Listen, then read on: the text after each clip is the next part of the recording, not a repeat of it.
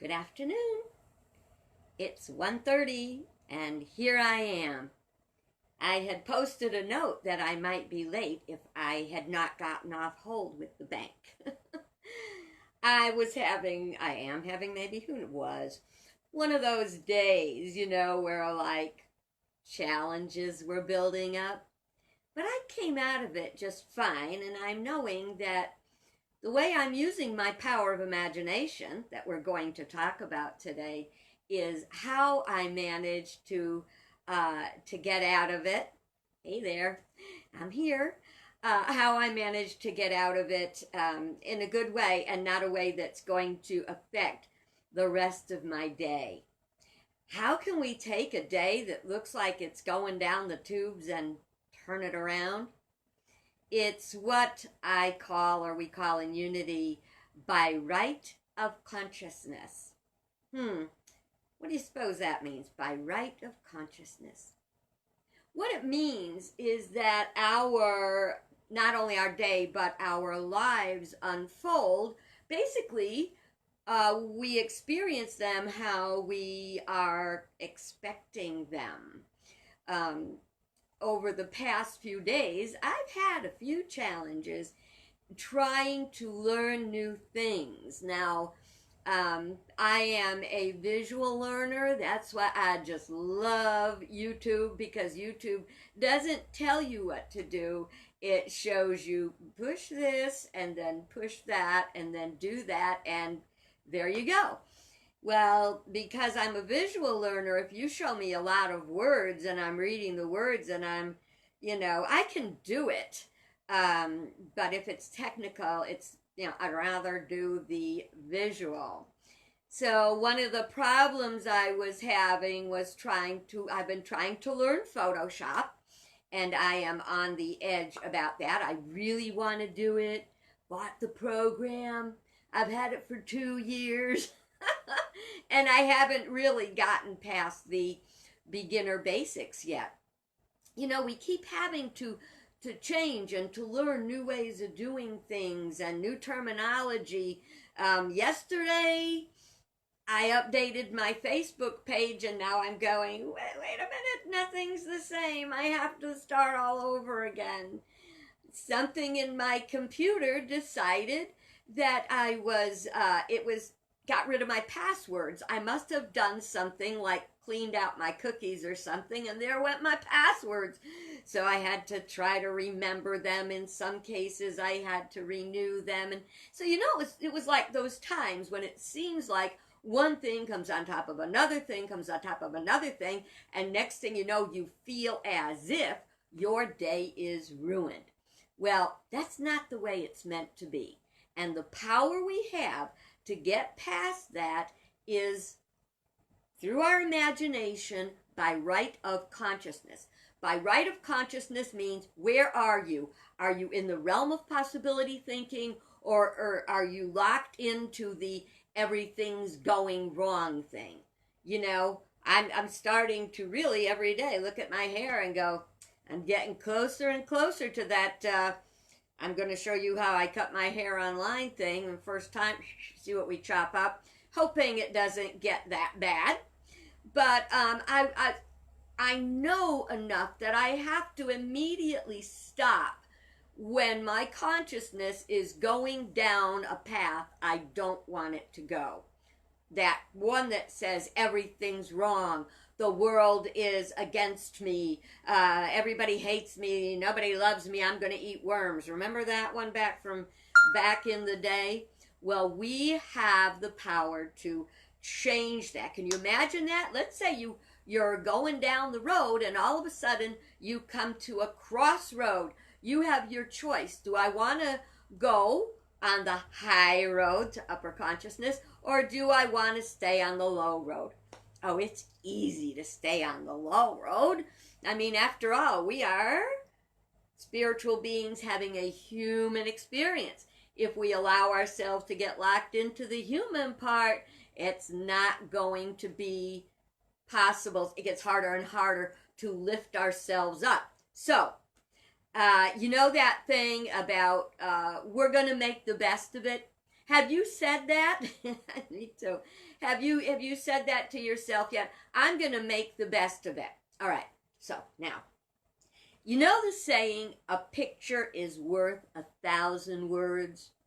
All the words we say have pictures or images attached to them. So you will get a combination of a thought and a feeling. So if I say to you, how are you going to handle this? Or you need to make the best of it. So if I say you need to make the best of it, does that feel like, oh God, I've got to turn, a sow's ear into a silk purse?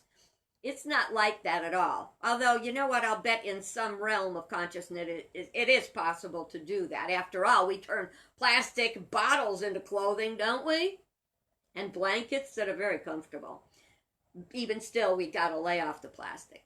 Anyway, what if you took, we're talking about paradigm shifts, changing completely the way you're seeing something. What if we took that phrase, I'm going to make the best of it, and made it very positive? Like if you are home with your family and they're getting on your nerves, and you say to yourself, I'm going to make the best of it, which some people hear as, well, I'll just have to tough it out. I'll have to, get through it, tolerate it. But what if we make the best of it really something special? What if we made it like, how am I going to make the day exciting today? Because believe me, with Pinterest and all the other stuff out there, there's no way we can't find a way to make every day something, okay? So what are you going to do to make this the best day? Because let me tell you something. When we're out of this, when we're on the other side of it, we're going to look back and we're going to go either, oh my God, that time was so horrible. Or we're going to say, boy, we sure made it work, didn't we? Which that reminded me of an old song from the Depression days. And I think it was called, Ain't We Got Fun? And they were basically saying, no matter how bad things are, and believe me, we don't have bread lines and we don't have the things they experienced during the Dust Bowl. So, we're not the only ones, and we are actually quite comfortable in our situation. But what if we could make the day, ain't we got fun? What can you think of to make it special? Have a dress-up day around the house, Ask people what their favorite meal is. Have breakfast for supper. Have dessert for breakfast. There's all kinds of things we can do to make the best of it. It's not only I'm going to make the best of it. I got to make the best of it. I'm going to make this the best day ever. That is called a paradigm shift. It's that thing about, if God gives you lemons, what are you going to do? Make lemonade. Well, you can make lemonade, but personally, I'd like to make a lemon meringue pie. That's what I'd like. So, woo, that's what I really want to turn those lemons into. We can do that with just about anything in our life. Whatever we are handed, we can make something wonderful out of it. It really is. When I look back, some of the times that looked like they would have been the worst times, we were able to turn them into the best times, not by what's looking at what we don't have, but looking at what we do have. When we talk about imagination, we teach that the imagination is the imaging power of the mind. So again, a picture is worth 1,000 words. 1,000 words are worth one picture. So if we think about, let's say, a vacation, what we're doing is we are making an image of it. We have the power to shape. And it is the power to shape thought. It is the power to shape substance and bring forth something you want. I have this is called The Revealing Word. It's one of my Unity Standard books I've been using forever. And you can tell that I really use it because it's like, hello, this is a well-loved and well-used book. But on the chapter on imagination, It says, hang on a minute, I think I was on the wrong page there. Okay, image, where'd imagination go? Imagination, the faculty of mind. A faculty is like a power, it's like a tool. It's the faculty of mind that images and forms, the power to shape, form thought. The imaging faculty presides at the nerve center between the eyes. Think about it. Did you ever get a like, oh, I got that? You can literally feel it here. This is where the imagination is located. It's called the body center for that particular thing. When we get a good idea, what happens? Our eyes usually go, oh, they're going up to the imagination center, the imaging center. Look around your room. Look around my room since you've got it here. And you're going, oh, this is Tristan's imagination. Remember, I told you the other day it's about Catboy. And Catboy was having an adventure and tying things up with string. We have that same imaging power. But the books you see, the DVDs, the basket, the little stuffed kitties, anything you can see in my room, in your room, my outfit, my hair color, that was an idea. Someone had an idea. They used that idea and they put clothes on it through the power of the imagination. And it became manifest. You've got that power of imagination. Now, even the faculty of imagination, first of all, in order for it to be positive, has to be held up in the realm of genius and ideas. That same imagination works on a very different level when you're using it at the lower level. Now, there's two folks that knew that, like Mark Twain said, most of the terrible things that ever happened to me never really happened. So if he would have a thought that something bad was going to happen, he didn't hold it that long, or it would have. So he probably had a lot of thoughts or fears about what might happen. But in the end, he was a great philosopher in his own country-style way. Now, on the other hand, in the Bible, we have Job. And Job had a lot of things to going wrong and a lot of things to think about going wrong. Yet he had a fear that he held.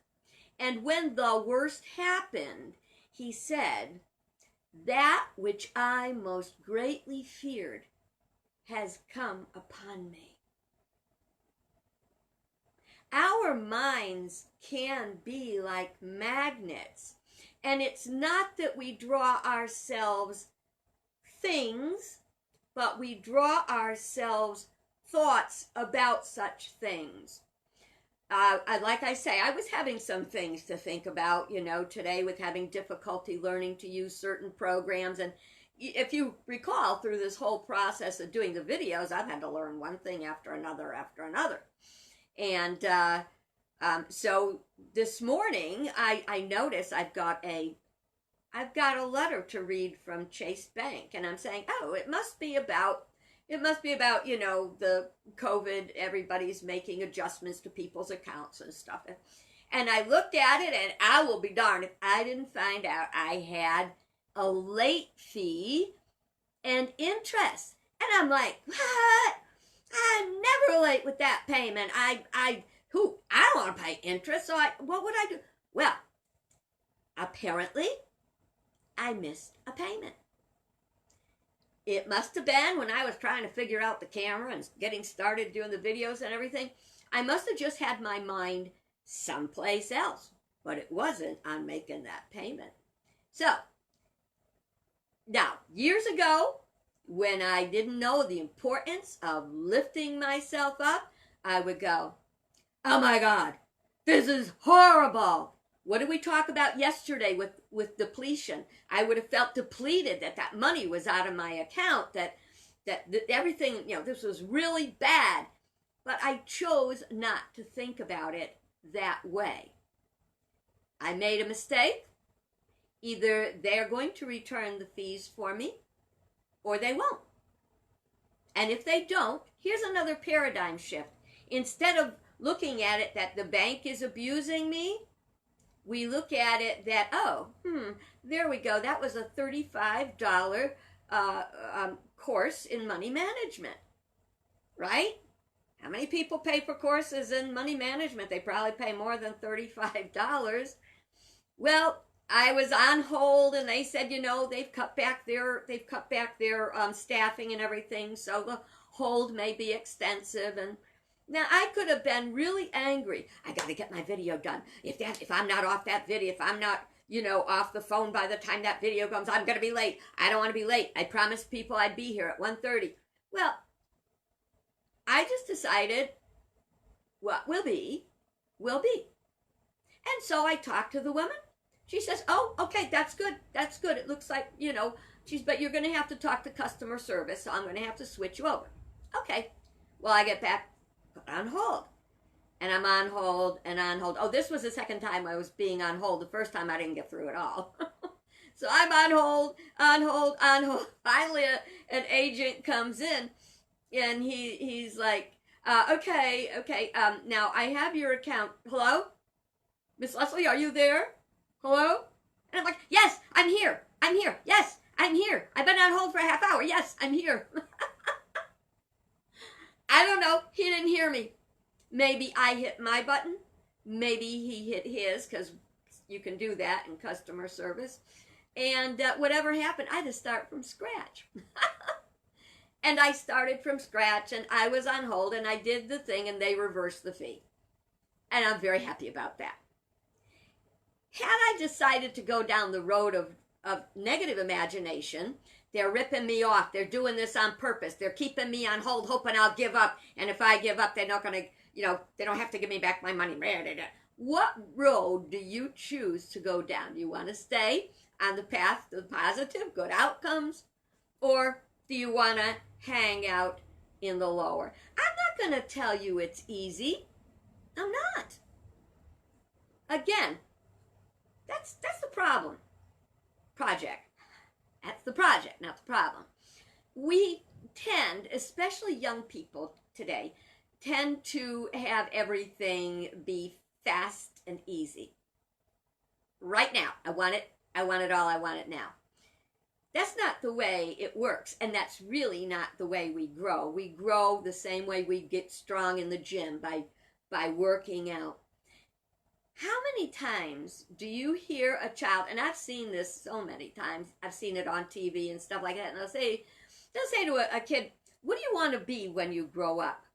And a lot of them say the same thing. They want to be a celebrity. Well, they want to be that person that you see on YouTube all the time, the kids that are singing or get discovered. Justin Bieber got discovered because he had YouTube videos, but what do you mean by I want to be a celebrity? See, that's very low consciousness. That's very ego-centered. Like, oh, I want to be famous. I want people to admire me. I want people to love me. Well, we all want to be loved. And we all want to be admired, but kind of, don't you want to be loved or admired for a reason? And a lot of those kids that want to be celebrities don't even know what they want to be a celebrity for. A lot of people want to be millionaires. But if you can't handle the money you've got now, what are you going to do with $1 million? $1 million's really not going to make you any happier if you're not happy now. Okay. Oh, it looks like something happened to the connection. Cheryl, I hope that's just for you. I hope you get right back. Let me know when you get back.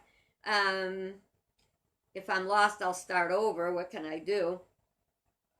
In the upper realm of consciousness, in the realm of possibility, we have ingenious imagination and invention. In the lower, we have illusion and negative kind of things our imagination can do. I have a lady who told me one time she woke up in the middle of the night and she had to go to the bathroom, and she froze when she got up and she sat up because there was a huge snake on her floor. The snake was her bathrobe tie that had fallen off. Isn't our imagination powerful?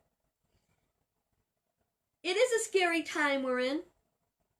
We don't know how long it's going to last. I don't know if I'm cut off for everybody or if I'm just cut off from Cheryl. So if anybody can say I'm here or I'm back, or click the like button or do something so I know. Okay, so I am, so it's apparently only Cheryl got lost in that. Thank you for letting me know you're here. Okay, so getting back to where we are. Now, see, I may now, it must be the weather, Cheryl. I don't know what to say. So if I'm going in and out, I'll look at it, and I may do it over after, maybe if the what do you call that, signal gets better. So forgive me. I may have to learn now how to cut this piece out. In any event,